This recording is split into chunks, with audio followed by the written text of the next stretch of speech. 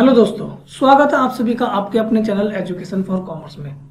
दोस्तों, accounting equation हम लोग कर रहे थे और ये हमारी अब सेकंड वीडियो है इसके लिए।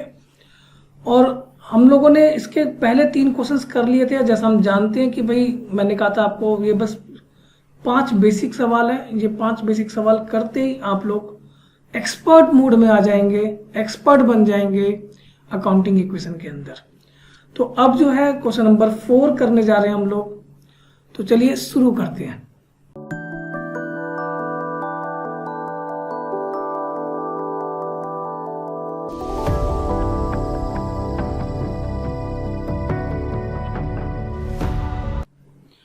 देखिए इसमें लिखा है so the accounting equation for the following. भाई हमें अकाउंटिंग इक्वेशन बतानी है इसमें। अब इसमें पहला पॉइंट है जय started business with cash rupees 1 lakh रुपए, गुड्स 30,000 रुपए, मशीनरी 50,000।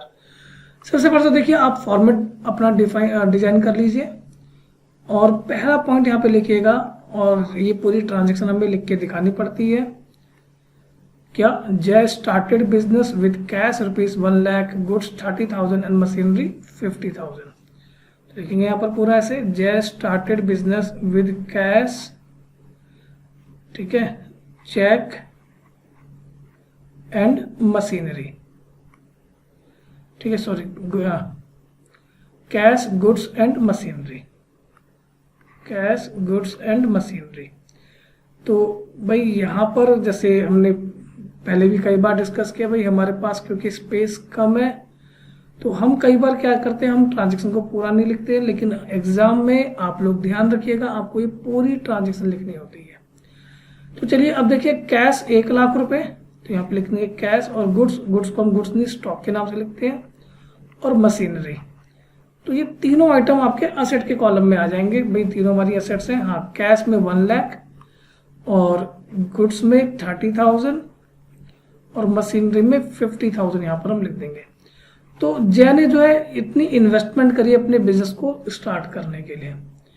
अब देखो जय ने 1 लाख रुपए कैश, 30,000 का गुड्स और 50,000 की मशीनरी, टोटल अगर देखेंगे तो 1,80,000 होता है। तो यहाँ पे जय की जो कैपिटल है वो 1,80,000। भाई 1,80,000 रुपए से जय ने बिजनेस स्टार्ट किया। ठीक है सर, आगे बताओ। अब देखो आगे क्या है, पेड सैलरी 10,000। जय ने किसी को रखा होगा काम पर, भाई उसको सैलरी भी पे करी, और यहाँ पे सैलरी जो हमने पे करी उसको 10,000 रुपए। तो सर इसका डबल इफेक्ट देखो, एक को पेमेंट करिए, कैश कम हो जाएगा, और जैसा हम जानते हैं भाई एक्सपेंसेस लॉसेस हमारी कैपिटल को रिड्यूस कर देते हैं। तो यहाँ पे हमने सैलरी पे करी है, तो बिजनेस ने सैलरी पे करी है, तो बिजनेस का जो कैपिटल है वो कम हो जाएगा, सीधी सी बात। तो अब हमारी न्यू इक्वेशन क्या बनेगी सर? तो न्यू इक्वेशन क्या होगा, कैश आपके पास आ जाएगा 90,000, स्टॉक हो जाएगा 30,000 और मशीनरी 50,000, जितना था उतना ही, क्योंकि उनमें तो कोई चेंज आया नहीं। हाँ, बीच बीच में चेक जरूर करते रहिएगा कि भाई LHS और RHS इक्वल है या नहीं है। अब थर्ड पॉइंट में लिखा rent due but not paid 15,000। भाई रेंट ड्यू तो हो गया लेकिन पे नहीं किया, ठीक है। तो rent due but not paid, rent due but not paid मतलब खर्चा तो हुआ लेकिन उस खर्चे की अभी तक पेमेंट नहीं की गई है, 15,000 रुपये। तो सर डबल इफेक्ट क्या होगा? तो बेटा देखो, जैसे कि अभी आपने इससे पहले सेकंड पॉइंट किया था, तो उसमें पेड सैलरी, भाई सैलरी हमारा एक्सपेंस है, यहाँ पे रेंट भी हमारा एक्सपेंस है, और सारे एक्सपेंसेस कैपिटल में से माइनस होते हैं। इसलिए देखो सैलरी को हमने कैपिटल में से माइनस किया, यहाँ पे इस रेंट को भी कैपिटल में से माइनस करेंगे। ठीक है सर, लो कैपिटल में से माइनस कर दिया। सर रेंट को तो हमने पे किया था, तो हम सॉरी सैलरी को तो हमने पे किया था, तो हमने कैश में से माइनस किया। लेकिन रेंट के लिए तो लिखा ड्यू बट नॉट पेड, तो बेटा इसे हम लायबिलिटी बना लेंगे ना। पेमेंट नहीं करी तो क्या बना लेंगे, लायबिलिटी। पिछली वीडियो में भी सीखा था हमने, अभी फिर से रिपीट हो गया। देखो अगर आपने एक्सपेंसेस की पेमेंट कर दी है तो सिंपल है, फिर तो कैश कम करा कोई, ठीक है। लेकिन अगर ये अभी नॉट पेड है, आउटस्टैंडिंग है, देना बाकी है, तो फिर कैश कैसे कम हो सकता है? फिर तो आपकी लायबिलिटी है ना, फ्यूचर में सेटल करोगे ना आप लोग, तो इसे आप लायबिलिटी में दिखा दोगे। ठीक है सर, समझ गए ना, आगे बढ़ो। बहुत समझदार बच्चे हैं सबके सब। हाँ जी सर, बहुत समझदार हैं हम। आप अगला पॉइंट बताइए। ठीक है बेटा जी, चलो अगले पॉइंट पे चलते हैं, लेकिन उससे पहले LHS RHS को देखो बेटा, न्यू इक्वेशन को हमें बार बार लिखना पड़ता है, तो लिखेंगे, जरूर लिखेंगे, और चेक भी कर लेना कि RHS LHS इक्वल हो रहे हैं कि नहीं हो रहे हैं। हाँ जी सर, एक बार चेक कर लेते हैं। 155 और ये 15, 1,70,000 इधर हो रहा है। हाँ सर, दोनों साइड इक्वल आ रहा है, कोई दिक्कत वाली बात नहीं है। ठीक है बेटा जी, फिर पॉइंट नंबर 4 पढ़ लेते हैं। देखो 4 में लिखा परचेज गुड्स फ्रॉम वीरू 30,000। भाई वीरू से, अच्छा पैसा दे के खरीदा कि उधार में? सर जब नाम दिया होता है ना, टेंस मतलब जब नाम दिया होता है नाम, तो मतलब उधार में है, तो क्रेडिटर बन जाएगा ये हमारा। हाँ जी सर, बिल्कुल क्रेडिटर बन जाएगा। तो चलो लिखते हैं। तो आप लिखेंगे purchased goods from Veeru rupees, कितने थे ये? रुपीज 30,000। ठीक है सर, 30,000। तो गुड्स खरीदे हैं, तो भाई देखो स्टॉक आपके पास पहले से ही था ना, देखो तो आपके पास एक स्टॉक जो है, जो पहले से था, उसमें 30,000 रुपये के स्टॉक हमने और परचेज कर लिए। तो अब हमारे पास टोटल स्टॉक 60,000 का हो जाएगा। और क्योंकि हमने नाम दिया हुआ है, उधार में खरीदा, देखो जब भी नाम दिया मतलब उधार में, तो यहाँ पे हमारी एक लायबिलिटी भी बन जाएगी। उस लायबिलिटी का नाम क्या लिखेंगे? क्रेडिटर्स। क्या लिखेंगे? क्रेडिटर्स। तो डबल इफेक्ट क्या हुआ कि भाई हमारा स्टॉक भी इंक्रीज हो गया, ठीक है, और लायबिलिटी भी इंक्रीज हो गई। तो अब बताओ न्यू इक्वेशन क्या बनेगी? तो सर कैश जो है ना वो 90,000, ठीक है, स्टॉक ना 60,000, ये भी ठीक है, मशीनरी ना 50,000, ये भी ठीक है। इधर से कैपिटल में तो सर कोई चेंज आया नहीं, तो कैपिटल जितनी थी उतनी लिख देंगे, यानी 1,55,000। Outstanding rent 15,000, creditors 30,000। अब नेक्स्ट पॉइंट की बात करते हैं। Next point, point number 5। अब देखिए 5 में लिखा है डेप्रीसिएशन ऑन मशीनरी 5,000। देखो हमने जो है यहाँ पे मशीनरी भी देखो 50,000 रुपये की मशीनरी भी बिजनेस में इन्वेस्ट की थी, और ये मशीनरी ना डेप्रिसिएट हो गई। क्या हो गई? डेप्रिसिएट। डेप्रिसिएट मीन्स देखिए जो आपकी मशीन है, फर्नीचर है, बिल्डिंग है, इस तरीके के जो आइटम होते हैं ना, तो यूज करते जा रहे हो, तो यूज करने से क्या होता है, इनकी वैल्यू कम हो रही होती है। इस कम होने को हमने नाम दिया डेप्रिसिएशन। तो मशीन जो है ना डेप्रिसिएट हो गई, वैल्यू उसकी कम हो गई। तो ठीक है सर, एक तो मशीन की वैल्यू कम होगी, तो एक तो मैं से मशीन में से माइनस कर दूंगा कि भाई डेप्रिसिएट। दूसरा इफेक्ट बताऊं ना, तो देखो बेटा, अब देखो मशीन डेप्रिसिएट हो रही, ये भी तो एक तरीके का हमारा खर्चा ही है ना, एक्सपेंस है ना, कि मशीन जो 50,000 की थी वो 5,000 से कम हो गई। तो एक्सपेंसेस तो सर तो कैपिटल में से माइनस करेंगे ना बेटा, जितनी भी एक्सपेंसेस लॉसेस होते हैं सब कैपिटल में से माइनस होते हैं। तो डेप्रिसिएशन ऑन मशीनरी का डबल इफेक्ट क्या हुआ? एक तो मशीन की वैल्यू कम हो जाएगी, और दूसरा इससे हमारा कैपिटल भी कम हो जाएगा, क्योंकि बिजनेस के लिए जो डेप्रिसिएशन है वो भी एक्सपेंस है। क्या है? एक्सपेंस। ठीक है सर, करते हैं इसको। तो यहाँ पे लिख देते हैं पहले तो डेप्रिसिएशन ऑन मशीनरी रुपीज 5,000। ठीक है, एक तो आपकी मशीन की वैल्यू कम हो जाएगी, तो मशीन में से माइनस कर दो, और दूसरा सर ये ना हमारा एक्सपेंस है, तो क्या करेंगे इसको? कैपिटल में से भी माइनस कर दिया जी सर। अब बताओ न्यू इक्वेशन, क्योंकि न्यू इक्वेशन तो हर इक्वेशन हर ट्रांजैक्शन के बाद निकालना होता है। तो हमारे पास न्यू इक्वेशन आ गई 90,000, 60,000 और ये 45,000, और राइट हैंड साइड में 1,50,000, 15,000 और 30,000। और LHS RHS का टोटल अभी भी सेम आ रहा है, इक्वल आ रहा है, यानी सब कुछ ठीक चल रहा है। पॉइंट नंबर 6 में लिखा commission received rupees 6,000। Sir commission मिली है, तो एक तो कैश बढ़ जाएगा हमारा, और दूसरा कमीशन, ये इनकम रिसीव हुई है ना, इस बार इनकम हो रही है। तो देखो एक्सपेंसेस लॉसेस से कैपिटल कम होती है, इनकम एंड गेन से कैपिटल बढ़ती है, तो ये क्या करेंगे? कैपिटल में ऐड कर देंगे। तो इसका यहाँ पे डबल इफेक्ट यहाँ पे लिखेंगे कमीशन रिसीव्ड रुपीज, कितना? Commission received rupees 6,000। तो एक तो देखो आपका कैश बढ़ जाएगा क्योंकि कैश रिसीव हो रहा है, और दूसरा ये इनकम है ना, तो इनकम कैपिटल में भी ऐड हो जाएगी। तो अब हमारी न्यू इक्वेशन कितनी हो जाएगी? यहाँ लिख देते हैं न्यू इक्वेशन। तो हमारे पास कैश हो गया 96,000, स्टॉक तो उतना ही रहेगा एज इट इज 60,000, मशीनरी 45,000 और राइट हैंड साइड में कैपिटल 156, 15,000 का आउटस्टैंडिंग रेंट, क्रेडिटर 30,000। ठीक है sir. Point number 7 last point करते हैं। अब देखो लास्ट में लिखा है cash paid to Veeru. Veeru को, अच्छा वीरू कौन है? देखो पॉइंट नंबर 4 में वीरू से हमने गुड्स खरीदे थे ना, तो इसको हमने 20,000 पे कर दिया। तो 20,000 पे कर दिया तो देखो जो हमारी लायबिलिटी थी, हमने क्रेडिटर्स के नाम से लिखा था ना वीरू को, तो हमारी लायबिलिटी ये कम हो जाएगी। अच्छा कितना कैश पे किया? 20,000। तो यहाँ पे पहले ट्रांजेक्शन में लिख देंगे कैश पेड टू वीरू ₹20,000। एक तो कैश में से कम हो जाएगा और दूसरा जो हमारी क्रेडिटर है उसमें से भी ये 20,000 रुपये कम हो जाएंगे। तो अब क्योंकि ये लास्ट ट्रांजेक्शन है तो बेटा अंडरलाइन करना मत भूलना, क्योंकि लास्ट में हम अंडरलाइन कर देते सभी को कि हाँ जी अब इसके बाद कोई भी ट्रांजेक्शन अब नहीं है।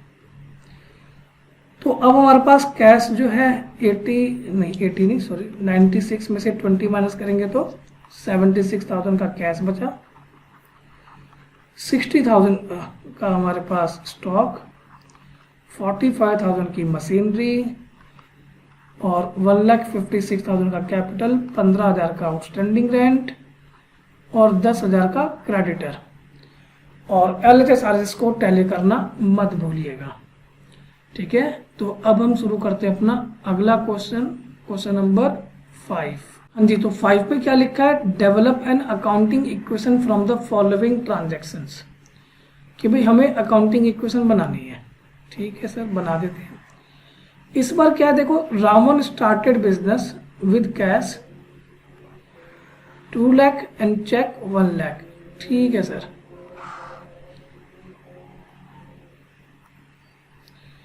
तो पहले तो आप पहला पॉइंट लिखेंगे कि भाई Ravan started business with cash ₹2 lakh and cheque ₹1 lakh. तो इसका डबल इफेक्ट क्या होगा? देखो एक तो हमारे पास असेट आ जाएगा, असेट में कैश भी आ जाएगा और बैंक बैलेंस भी आ जाएगा। कैश आएगा 2 लाख रुपए और बैंक बैलेंस आएगा 1 लाख रुपए। तो हमारी टोटल कैपिटल हो गई यहाँ पर 3 लाख रुपए और लायबिलिटी में फिलहाल अभी कुछ भी नहीं आएगा। अब पॉइंट नंबर 2 में देखो लिखा purchase goods for cash 25,000 and credit 20,000। अच्छा इस बार जो गुड्स देखो यहाँ पर पैसा देके भी खरीदा है, उधार में भी खरीदा है, दोनों तरीके से खरीदा है। तो क्या होगा? तो सर टेंशन लेने वाली बात नहीं। गुड्स देखो ओवरऑल हमारे पास कितने रुपए के गुड्स आ गए? तो 25 और 20 45,000 के गुड्स आ गए। तो सर 45,000 के गुड्स को इंक्रीज कर देंगे। ठीक है बेटा। और पैसा देके आपने कितने रुपए का गुड्स खरीदा? सर पैसा देके हमने 25,000 का गुड्स खरीदा। उधार में, तो उधार में सर 20,000 रुपए का गुड्स खरीदा। तो कैश कितना कम होगा? तो सर कैश ना जितना पेमेंट करी 25,000 उतना कम होगा। और क्रेडिटर तो जितना उधार में खरीदा उतने की लायबिलिटी बन जाएगी, यानी कि 20,000। तो सिंपल सी बात है। देखो टोटल गुड्स 45,000 के आए, पैसा देके 25,000 और उधार में 20,000। तो गुड्स 45,000 से इंक्रीज। पेमेंट कितनी करी इसमें से? 25,000। तो कैश 25,000 से डिक्रीज। ठीक है, और उधार में कितने का खरीदा? 20,000 का।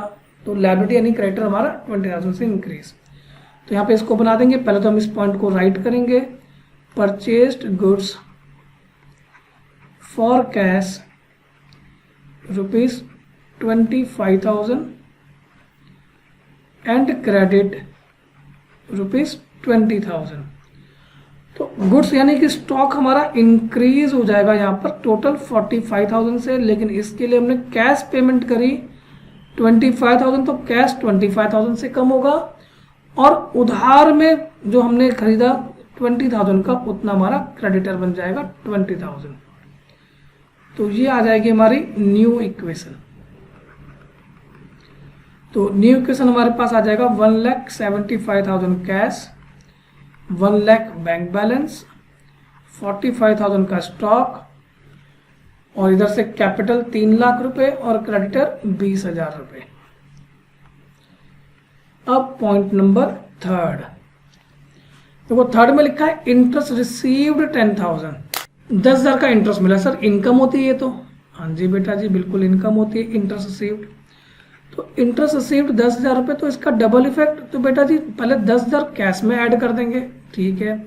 और क्योंकि इनकम है तो ये कैपिटल में भी ऐड हो जाएगी, सारे इनकम एंड गेन्स कैपिटल में ऐड होते हैं, तो इसको कैसे नहीं करेंगे, बिल्कुल सर इसको भी करेंगे, लो कर दिया। अब बताओ इसी बात पर न्यू इक्वेशन कितनी हो जाएगी। तो 1,85,000 का हमारे पास कैश बैलेंस, 1 लाख का बैंक और 45,000 का स्टॉक। इधर से हमारे पास कैपिटल 3,10,000 और 20,000 हमारे पास क्रेडिटर। ठीक है जी, अगला पॉइंट, पॉइंट नंबर 4। अब देखो 4 में लिखा कमीशन रिसीव्ड इन एडवांस। देखो थर्ड में देखा तो थर्ड में देखो इंटरेस्ट रिसीव हुआ, ठीक है। फोर्थ में देखा यहां पर भी कमीशन रिसीव्ड हुआ, पर दोनों में फर्क क्या है। फोर्थ में लिखा कमीशन रिसीव्ड इन एडवांस, या एडवांस में कमीशन मिल गई है, तो ये इनकम नहीं है, ध्यान रखना। इंटरेस्ट रिसीव्ड क्या था, वो हमारी इनकम थी, क्योंकि भाई हमने इंटरेस्ट अर्न किया और रिसीव कर लिया। कमीशन में क्या, कमीशन रिसीव्ड इन एडवांस, अभी अर्न नहीं किया बट वो पैसा एडवांस में मिल गया, तो डबल इफेक्ट क्या होगा। देखो कैश तो मिला है, इतनी बात है, कैश तो देखो मिला है, तो कैश तो इंक्रीज होगा, ठीक है। दूसरा, क्योंकि एडवांस में मिला है, जब भी कोई इनकम आपको एडवांस में मिल जाती है तो वो आपकी लायबिलिटी बन जाती है। क्या बन जाती है, लायबिलिटी, कि भाई आपकी लायबिलिटी भी बन गई, इसको कहेंगे कमीशन रिसीव्ड इन एडवांस। लिखेंगे कैसे इसको, तो देखो जी यहाँ लिखेंगे पहले तो ट्रांजैक्शन में कमीशन रिसीव्ड इन एडवांस ₹5,000, ठीक है।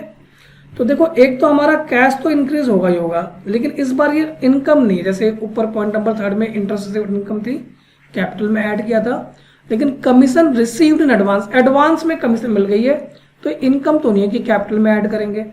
क्या करेंगे, इसको लायबिलिटी में लिखेंगे, लायबिलिटी में कमीशन रिसीव्ड इन एडवांस, एक नई लायबिलिटी बन जाएगी हमारी ये 5,000 रुपीज से, ठीक है। तो जब भी कोई पार्टी आपको एडवांस में पैसा दे दे तो समझ जाना वो आपकी लायबिलिटी बन गई, क्योंकि ये जिम्मेदारी बन जाती है, भाई अब आपको वो काम करके देना है, ठीक है, तो ये हमारी लायबिलिटी बन जाती है। तो अब इसके बाद न्यू इक्वेशन हमारी, तो 1,90,000 का कैश, 1 लाख का बैंक बैलेंस, 45,000 का स्टॉक, कैपिटल 3,10,000, क्रेडिटर 20,000 और लायबिलिटी में कमीशन रिसीव्ड इन एडवांस 5,000। तो चलिए अब नेक्स्ट ट्रांजैक्शन में चलते हैं, पॉइंट नंबर 5 में लिखा goods worth 20,000 sold to Ram at a profit of 25%, कि 20,000 रुपये का सामान था, देखो यानी कॉस्ट की बात करें तो 20,000 का था, sold at a profit of 25%, 25% के प्रॉफिट में बेच दिया। तो 25% जरा चेक करो कितना होता है 20,000 का, 20,000 का 25% सर निकालना आता है वैसे तो, लेकिन चलो फिर भी मैं आपको निकाल के दिखा देता हूँ। 20,000 का 25%, भाई 2 जीरो कैंसिल, 200 को इंटू 25 कर देंगे सर, 5,000 आ जाएगा, कर दिया जी। तो प्रॉफिट आपके आ गया 5,000, 5,000 ये हो जाएगा 25,000, खत्म बात, यानी इतने में आपने सेल किया है। अच्छा ये कैश सेल करिए, क्रेडिट सेल करिए, तो सर आपने बताया था जब भी ना ऐसे नाम दिया होता है ना, नाम देखो राम दिया है यहाँ पर, goods worth 20,000 sold to Ram, नाम दिया है, जब भी नाम दिया होता है ना मतलब क्रेडिट सेल होती है। अच्छा जी, तो यहाँ पर हमने 20,000 का सामान 25,000 में राम को बेचा है, तो इसका इफेक्ट कैसे दिखाएंगे। सर कोई दिक्कत नहीं, देखो आपने जो सामान बेचा यानी आपका स्टॉक कम हो जाएगा, ठीक है बेटा जी। कितने से कम होगा सर, 20,000 का था, 25,000 में बेचा है, 5,000 का प्रॉफिट कमाया है, तो 20,000 से स्टॉक कम हुआ, क्योंकि इसकी कॉस्ट वैल्यू तो 20,000 की थी ना, था तो वो 20,000 का ही ना, बेचा 25,000 में, तो भाई यही तो बिजनेस होता है कि भाई 20,000 का सामान आप ज़्यादा में बेचोगे या कम में बेचोगे, 20 का सामान 20 में तो नहीं बेचा ना, तो 20 का सामान यानी स्टॉक तो 20,000 से कम हुआ, और हाँ बेचा 25,000 में, तो क्योंकि क्रेडिट सेल है तो डेटर बन जाएगा, नाम दिया है ना, जब भी हम उधार में सेल करते हैं तो डेटर बन जाता है, तो डेटर कितने रुपए से बनेगा, वो 25,000 से बनेगा, ये बात भी ठीक है। हाँ 20 का 25 में बेच के आपने 5,000 का प्रॉफिट जरूर कमा लिया, इस प्रॉफिट को क्या करेंगे, तो सर ये जो प्रॉफिट होगा ना इसे कैपिटल में ऐड कर देंगे, ठीक है, क्योंकि जितने भी इनकम एंड गेन होते हैं वो कैपिटल में ऐड हो जाते हैं, ठीक है। तो ये लो यहाँ पे लिख देंगे अब इसको हम लोग, तो यहाँ पे लिखेंगे गुड्स वर्थ ₹20,000 सोल्ड फॉर ₹25,000, 20,000 का सामान 25,000 में बेच दिया, ठीक है, कि भाई इसकी कॉस्ट 20,000 की थी, बेचा 25,000 में। तो जी गुड्स जो हमारे कम हुए वो तो 20,000 से कम हुए, और क्योंकि नाम दिया हुआ था ना, राम को बेचा है हमने, गुड्स सोल्ड टू राम, तो यहाँ पर हमारे पास एक डेटर आ जाएगा, क्या आ जाएगा, डेटर्स, कितने रुपए से, 25,000 रुपये से, और 5,000 का प्रॉफिट अर्न कर लिया ना इन सब में हमने, तो वो हमारी कैपिटल में ऐड हो जाएगा। तो हमारी न्यू इक्वेशन क्या हुई इस हिसाब से, तो कैश हमारे पास 1,90,000, बैंक बैलेंस 1,00,000, स्टॉक 25,000 का बचा हमारे पास, और अब एक नई एसेट आ गई डेटर्स, और हाँ इधर से कैपिटल 3,15,000 की कैपिटल, 20,000 का क्रेडिटर और 5,000 का कमीशन रिसीव्ड इन एडवांस, ठीक है जी। अब नेक्स्ट पॉइंट पे मूव करते हैं हम लोग, पॉइंट नंबर 6। देखिए पॉइंट नंबर 6 में लिखा payment made to creditor 19,000 in full settlement. वाह क्या बात है भाई, हमने अपने क्रेडिटर को 19,000 इन फुल सेटलमेंट। अब देखो क्रेडिटर हमारा था कितने रुपए का, तो जी क्रेडिटर जो है वो हमारा यहाँ पर ये 20,000 रुपये का है, और हमने इसको कितने रुपए की पेमेंट करी, 19,000, वो भी इन फुल सेटलमेंट। क्या मतलब होता है सर फुल सेटलमेंट, जैसे आप लोग दुकानों में नहीं जाते हो कि भाई 1,000 रुपये का सामान होता है, आपका तो अंकल जी 900 रुपये में निपटा दो, 100 रुपये बचा के ले आते हो, कम पेमेंट करके फुल सेटलमेंट करके आ जाते हो। यहाँ पर भी यही किया हम लोगों ने, पेमेंट कितने रुपए की करनी थी, 20,000 रुपये की, भाई क्रेडिटर हमारा 20,000 रुपये का है, लेकिन हमने पेमेंट कितनी करी, 19,000, वो भी इन फुल सेटलमेंट। तो सर 1,000 का फायदा होगा क्या, हाँ जी बेटा जी बिल्कुल 1,000 का फायदा हो गया। कैसे करेंगे इसको, जल्दी यहाँ पे कर देते हैं। तो यहाँ पे लिखते हैं पहले तो cash paid to creditor ₹19,000 in full settlement. ये जो फुल सेटलमेंट है यही मेन वर्ड है इस सवाल का। तो इधर से हमारा कैश कम होगा वो तो 19,000 से ही कम होगा, क्योंकि पेमेंट तो 19,000 की कर रही है, लेकिन लायबिलिटी पूरी 20,000 से कम हो जाएगी, ठीक है। और यहाँ पे ओवरऑल प्रॉफिट कितना कमाया हमने, 1,000 रुपये का, तो यहाँ पे हमारी कैपिटल ऐड हो जाएगी 1,000 से। तो अब हमारी न्यू इक्वेशन, तो जी न्यू इक्वेशन हमारे पास आ जाएगी 1,71,000 कैश। तो जी अभी हमारी आगे न्यू इक्वेशन। तो अब हम आगे बढ़ते पॉइंट नंबर 7 की तरफ। पॉइंट नंबर 7 लिखा है सैलरी पेड ₹10,000। भाई 10,000 की हमने सैलरी यहाँ पे पे करी है, ठीक है। तो यहाँ पे लिखेंगे सैलरी पेड ₹10,000। डबल इफेक्ट, एक तो हमारा कैश कम हो जाएगा और दूसरा कैपिटल भी कम हो जाएगी, क्योंकि हमारा ये एक्सपेंस है। तो अब हमारी न्यू इक्वेशन आ जाएगी 1,61,000 कैश, 1,00,000 बैंक बैलेंस, स्टॉक 25,000 और डेटर्स भी 25,000। इधर से कैपिटल 3,06,000 और क्रेडिटर स्क्वायर 0 हो चुका है, कमीशन रिसीव्ड इन एडवांस 5,000। और अब हमारा लास्ट पॉइंट, पॉइंट नंबर 8, इसमें लिखा रेंट पेड इन एडवांस। अब हमने यहाँ पर एडवांस में रेंट पे कर दिया, ठीक है, रेंट पेड इन एडवांस। अब देखिए ये ऊपर जो हमने पॉइंट किया था उससे थोड़ा सा डिफरेंट है ये पॉइंट, एडवांस में पेमेंट करी है, ठीक है। कैश तो कम होगा, कोई दिक्कत नहीं है, लेकिन हमने यहाँ पे रेंट एडवांस में पे किया है। अब देखो जैसे ही होता है ना सैलरी पेड 10,000 रुपये कि 10,000 की सैलरी पे करी, तो ये हमारा खर्चा था, लेकिन रेंट पेड इन एडवांस हमने खर्चे को एडवांस में पे कर दिया, समय से पहले ही पे कर दिया, तो ये एक्सपेंस नहीं माना जाता। एक्सपेंस तब माना जाएगा जब वो सर्विस मिल जाएगी। जहाँ तो हमने रेंट को समय से पहले एडवांस में पे कर दिया, और जब भी इस तरीके से आप एडवांस में पेमेंट कर देते हो तो एक तरीके से आपके पास आपकी एसेट बन जाती है, ठीक है। तो अगर आप किसी को रेंट एडवांस में दे दो एसेट बन जाएगी, किस वर्कर को सैलरी एडवांस में दे दो तो भी आपकी एसेट, क्योंकि वर्कर ने अभी तक सैलरी मतलब काम तो किया नहीं आपके लिए। ऐसी रेंट भी एडवांस में, क्योंकि वो प्रॉपर्टी तो यूज़ करी नहीं आपने। तो कभी भी अगर आप किसी भी चीज़ की एडवांस पेमेंट कर देंगे तो ये आपके लिए क्या बन जाएगी, असेट। तो यहाँ पर इस असेट का नाम क्या देंगे, इस असेट का नाम देंगे हम लोग प्रीपेड रेंट। क्या लिखेंगे, प्रीपेड रेंट। तो यहाँ पे प्रीपेड रेंट हमारे पास 15,000 रुपये, और पेमेंट भी करिए तो कैश भी कम हो जाएगा 15,000 रुपये। तो अब हम लोग यहाँ पे बना लेंगे अपना ये ट्रांजैक्शन। तो ये हमारी ट्रांजैक्शन आ जाएगी यहाँ पे, न्यू इक्वेशन। तो 161 माइनस 15 ये हो जाएगा 1 लाख, 11 में से 5 गया 6, 5 में से गया 4, 1,46,000। और बैंक बैलेंस 1 लाख रुपए, स्टॉक 25,000, और ये भी 25,000, और ये 15,000, 3,06,000, 0, और ये 5,000। और क्योंकि लास्ट पॉइंट है तो इसको अंडरलाइन करना मत भूलिएगा।